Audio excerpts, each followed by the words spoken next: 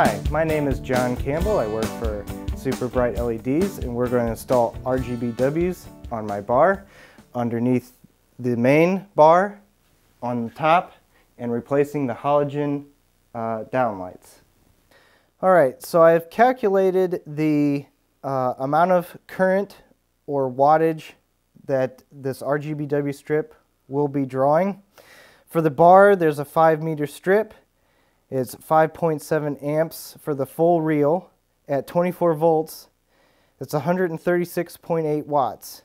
So I have chosen a 150 watt power supply to give a little room. And then for the top of the bar, we're going to use two 1-meter strips. A 1-meter strip is 1.14 amps at 24 volts. That's 27.36 watts. With both of them, that's 54.72 watts. So I have selected a 60 watt power supply. So I've already pre-wired for the main bar the RGBW strip to the controller, which feeds into the power supply and also feeds power to the controller keypad. These keypads are linked together wirelessly.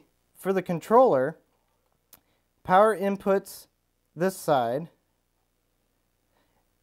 and the RGBW output is on this side.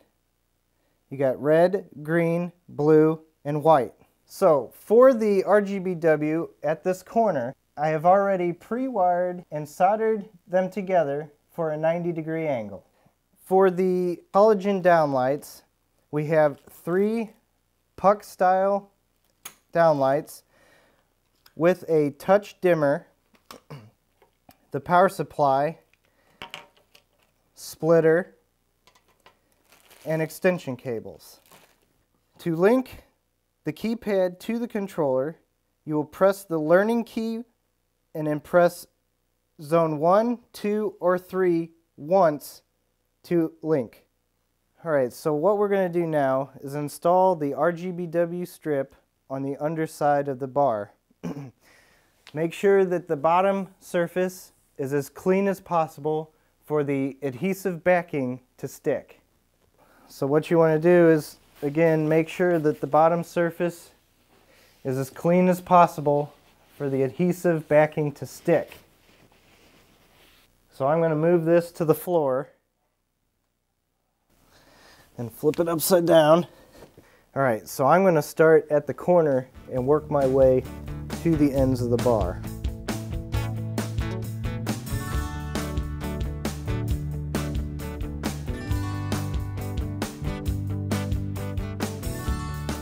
Alright, so we're to the end of the strip, and now we have to feed a line into the bar for the controller.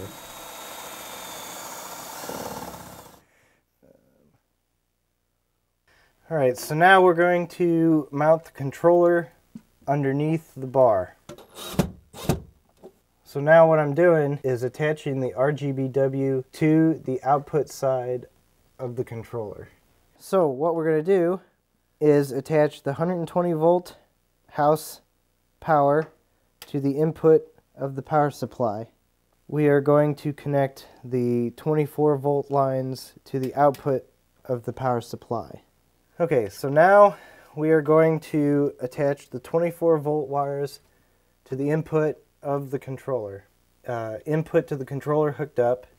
You're ready to plug the unit in.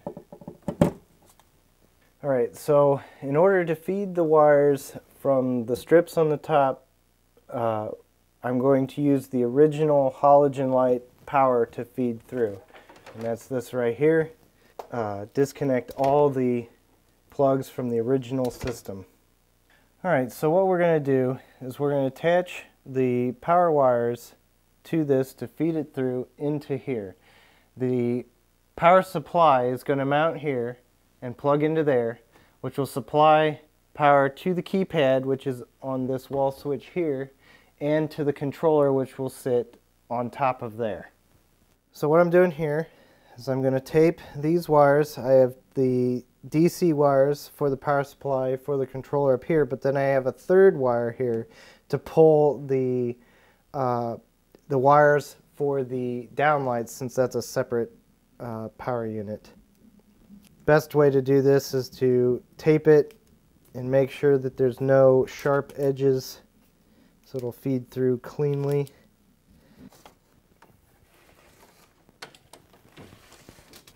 We fed the wire. We're going to remove the old halogen downlights.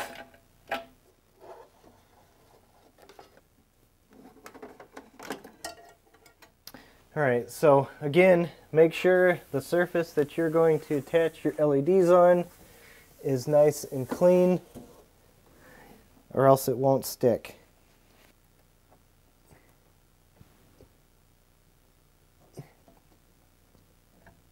Alright, so I'm going to connect the 24 volt power in to the controller for on top of the bar. So now we're connecting the RGB strips into the controller.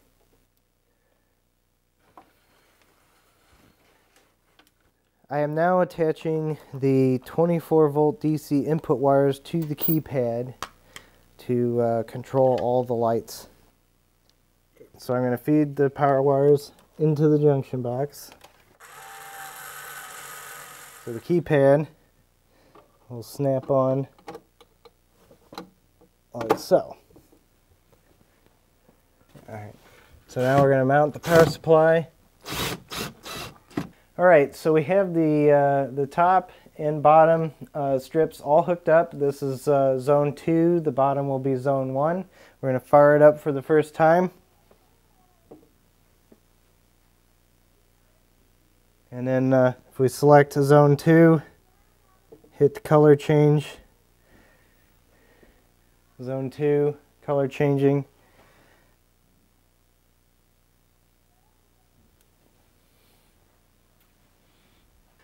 Alright, so now we're going to mark to pre-drill the holes to mount the new LED downlights.